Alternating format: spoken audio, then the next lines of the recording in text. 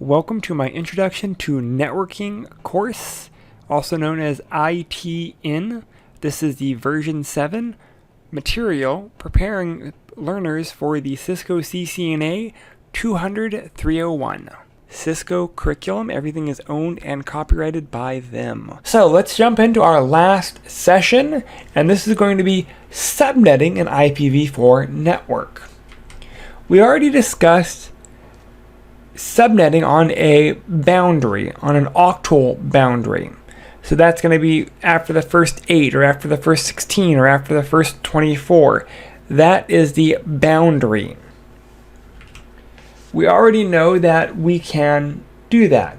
Essentially, what ends up happening is if we are doing the diagram chart on the bottom left, we have networks of a /16. That means for each network, the first 2 octets of the network are not going to change. And you'll see that here. They start with 10.0. The entire network, usable, and the broadcast all start with the same network ID, or the network portion of the network ID. And each of these are different networks. So this is the first network, third network, fourth network, fifth network, and so forth. Here we do the exact same thing, except we're locking in the first 3 octets. And so those match. And so forth. First network, second network, third network, and so forth. Oh, so right here is a special case. When we can go higher, no more, what happens? We can actually increase, since 255 is the largest number, just like when you're counting pennies and you get to 100 pennies, you actually can move decimal places. This cannot go any higher, so you can increase the second octet now. That's why the next network is 10.1. And we can keep going, and then we'll have the second octet go to .2, then .3, and .4. This allows us to have 65,000 possible subnets. Essentially what we do is we look at how many of the host bits there are, and from there we can figure out how many possible subnets. And each subnet will have a host range of 254 possible addresses.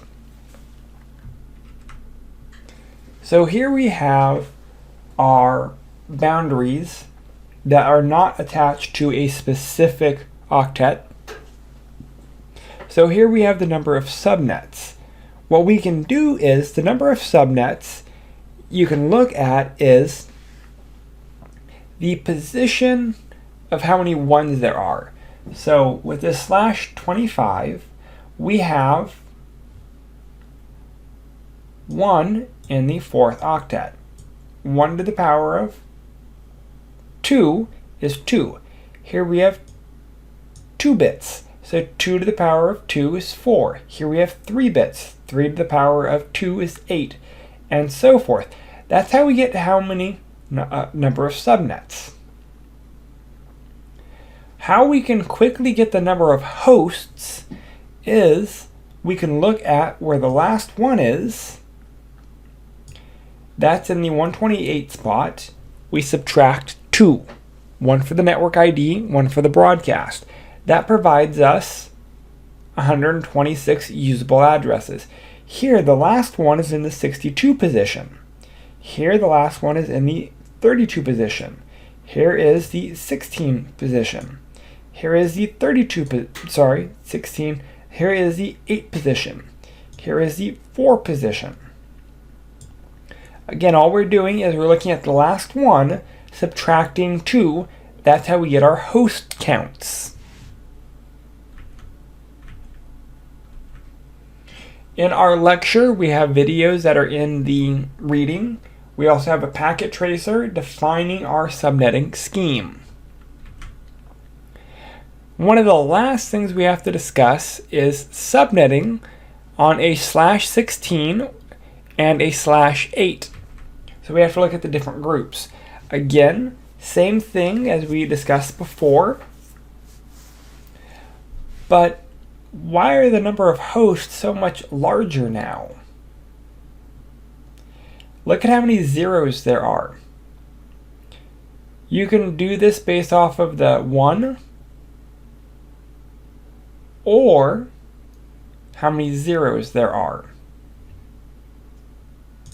So in this example, we have a /16 as the overall summary address, meaning we have one large network with a /16. We can take that one address and we can group it into larger chunks, or we can break it up more. So you see we can have a /17, 18, 19, 20, and so forth. You'll notice within the /16, all of the groups in the first and second octet do not change. Only the third, even though the third, we're manipulating the third network bits, that is because we're creating subnets with a /16 prefix.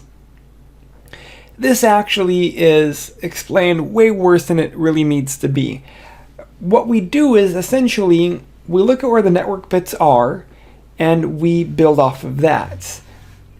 If we're trying to summarize addresses, that's different, and this chart really doesn't do it well, or doesn't really do it justice.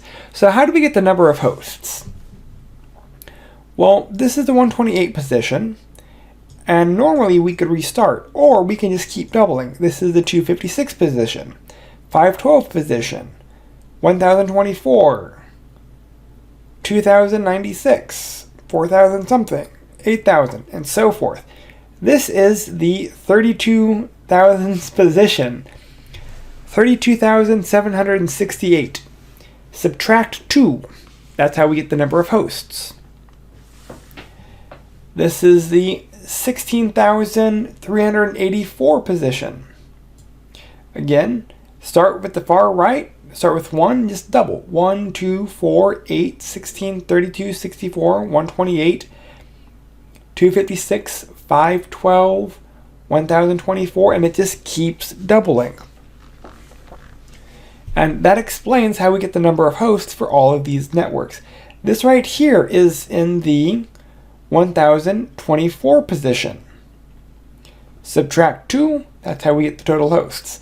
Again, what we're doing is, when we're doing the calculation, we're just starting with 1, and we just keep doubling. We're talking host counts here. So we don't actually have to restart from 1 when we cross that boundary. We can just keep doubling because we're dealing with the host bits. We're counting how many hosts there are. So if we're looking at 100 subnets with a /16, this is called bit borrowing. Basically, the figure will display the number of subnets that can be created when you borrow bits from the third and the fourth octet.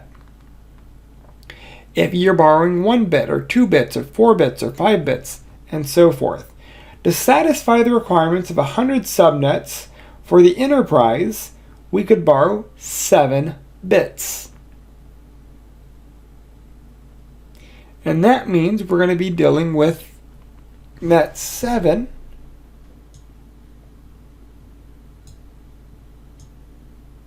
is going to be there. That's going to give us 100 different networks. Realistically, I've never done addressing schemes based off of how many networks.